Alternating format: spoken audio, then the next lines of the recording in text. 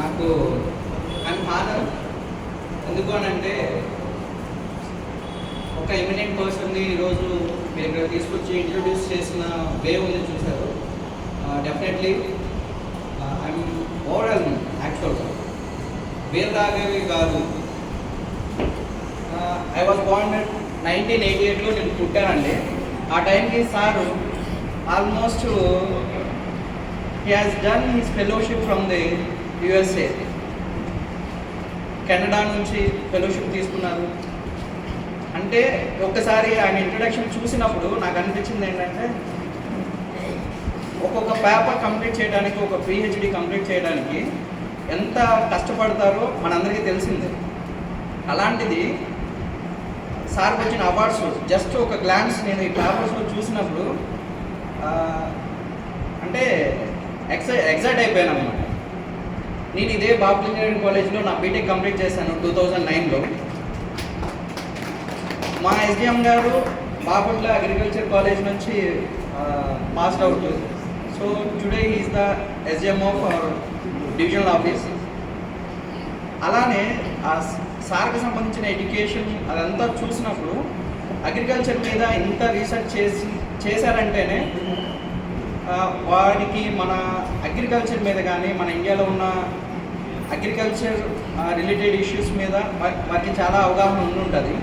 MS Swaminathan గారు హరిత విప్లవం అనే కాన్సెప్ట్ తీసుకొచ్చినప్పుడు ఎందుకు అని అది తీసుకురాకపోతే మేబీ ఇండియాలో ఉన్న జనాభాకి ఫుడ్ స్కేర్సిటీ అయితే వచ్చి ఉండేది. మరో చైనా లాంటి పరిస్థితి వచ్చేదేమో ఆ టైంకి.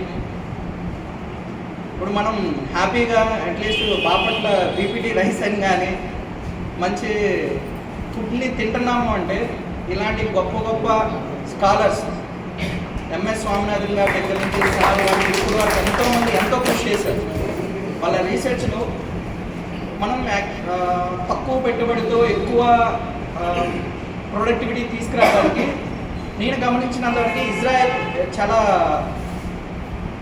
బెటర్గా వ్యవసాయం చేసిందని చూసినప్పుడు న్యూసెస్లో కానీ మనం చూశాను.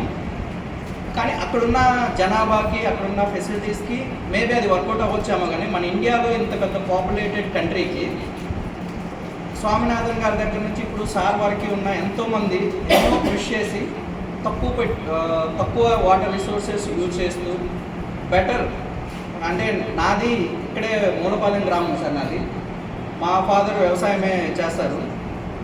నేను చిన్నప్పుడు చూస్తే ఎకరానికి ఒక 8 బస్తాలు పండేయాము. ఇప్పుడు 30 నుంచి 40 పండుతుంది. ఓన్లీ బికాజ్ ఆఫ్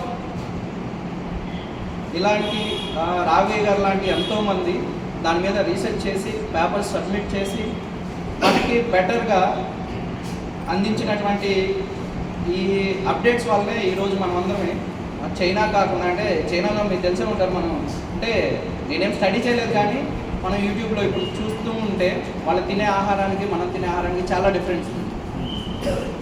అంత పాపులేట్ కంట్రీకి నెక్స్ట్ చైనాకి తర్వాత మనమే ఉన్నాం నెక్స్ట్ పాపులేటెడ్ కంట్రీ. ఇప్పటికైతే మనం చైనాని బీట్ చేసేసాం. ఇప్పటికి కూడా మనం ఇంకా better food, better healthy food తింటున్నామంటే వీళ్ళందరికీ once again sir thank you. మీ అందరి ఎన్నో రీసెర్చ్ ఫలితమే ఈరోజు మేమందరం హ్యాపీగా ఉండగలుగుతున్నాం. సో ఫ్రెండ్స్, ఈరోజు అలాంటి ఒక గొప్ప వ్యక్తిని మీరందరూ ఇన్వైట్ చేసి జస్ట్ సీ హిజ్ లైఫ్. ఆయన from the beginning degree complete చేసిన దగ్గర నుంచి ఈ రోజు వరకు రిటైర్ అయిపోయి ఇప్పుడు ఈ రోజు దగ్గరికి ఆయన లైఫ్ని మనం అబ్జర్వ్ చేస్తే ప్రతి ఒక్కళ్ళు అదే పెద్ద ఇన్స్పిరేషన్ మనకు. ప్రతి ఒక్కళ్ళు ఎవరైనా ఫ్రమ్ ద స్క్రాచ్ నుంచి ఎదగాలి అని అంటే ఇలాంటి గొప్ప వ్యక్తులు లైఫ్ని మనం చూడగలిగితే చాలు. మనకి మ్యాక్సిమం వాళ్ళ జీవిత చరిత్రే మనకి ఇన్స్పిరేషన్గా ఉంటుంది. సో మీ అందరికీ వన్స్ అగైన్ థ్యాంక్స్. అలానే ఈరోజు వృత్తి పరిరక్షణ అంటే ఆ పదంలోనే మీకు ఉంటుంది, అర్థమైంది కదా. వృత్తి పరిరక్షణ, మీ వృత్తిని మీరు కాపాడుకోవాలి. ఎలా? సో ఫైనల్లీ ఒకే ప్లేస్కి వచ్చి ఆగుతాం. బిజినెస్ చేస్తేనే మన వృత్తిని మనం కాపాడగలుగుతాం. అండ్ లేటర్ అండ్ ఎవ్రీథింగ్ అవన్నీ వచ్చి మీకు ఏమేం కావాలి ఏంటి అనేది ఒక వేలో వచ్చేస్తాయి, అదేం ప్రాబ్లం ఉండదు.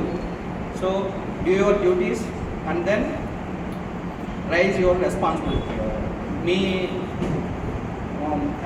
దాంట్లో ఒకటి ఉంటుంది, రాజ్యాంగంలో మనకేముంటుందంటే ఫస్ట్ మన రెస్పాన్సిబిలిటీస్ గురించి ఉంటుంది, ఆ తర్వాత విధులు, తర్వాత మన హక్కుల గురించి ఉంటుంది. ఏ మనిషి అయినా సరే ఫస్ట్ మన డ్యూటీస్ సక్రమంగా చేసినప్పుడే మన హక్కుల గురించి పోరాడే అవకాశం ఉంటుంది. నేను ఎవ్రీ టైం ఇది మాట చెప్తాను, లాస్ట్ టైం కూడా ఇదే చెప్పాను. So thank you friends once again. ప్రతి ఒక్కరికి కంగ్రాచులేషన్స్. అండ్ ఈ రోజున మీరందరూ ఇంత గ్రాండ్గా ఇక్కడ చేరి మీ వృత్తిని గౌరవిస్తున్నందుకు ప్రతి ఒక్కరికి congratulations and thank you inviting me.